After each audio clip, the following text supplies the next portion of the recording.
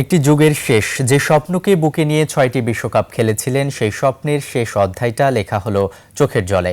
শেষ মুহূর্তে স্পেনের কাছে হেরে বিশ্বকাপ থেকে বিদায় নিয়েছে পর্তুগাল। আর সেই সঙ্গে শেষ হয়েছে ফুটবলের অন্যতম সেরা মহাতারকা ক্রিস্টিয়ানো রোনালদোর বিশ্বকাপ অধ্যায়।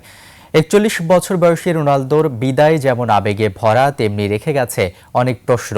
কৌশলগত ভুল, কোচের সিদ্ধান্ত, সতীর্থদের ভূমিকা, নাকি সময়ের নির্মম বাস্তবতা? বিস্তারিত মাহফুজ মুকুলের রিপোর্ট।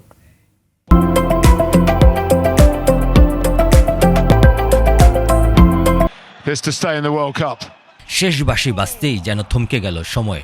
স্টেডিয়ামের আলো তখনও ঝলমল করছে, কিন্তু ক্রিস্টিয়ানো রোনালদোর চোখে নেমে এসেছে অন্যরকম অন্ধকার। বিশ্বকাপ জয়ের যে স্বপ্ন নিয়ে শুরু হয়েছিল যাত্রা, তার শেষটা হলো নিঃশব্দ কান্নায়।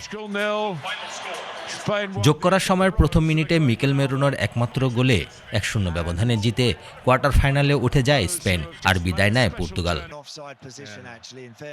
এটাই ছিল রোনালদোর শেষ বিশ্বকাপ। ৬টি ভিন্ন বিশ্বকাপে গোল করা ইতিহাসের প্রথম ফুটবলার হয়েও শেষ আসরে নিজের সেরাটা আর দেখাতে পারেননি তিনি।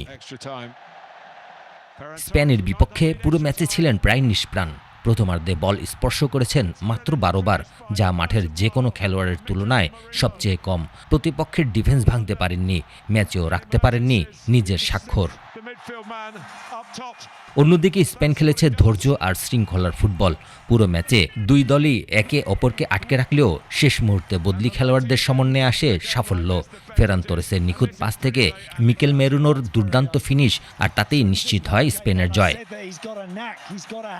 মাহফুজ মুকুল, ২১ টেলিভিশন।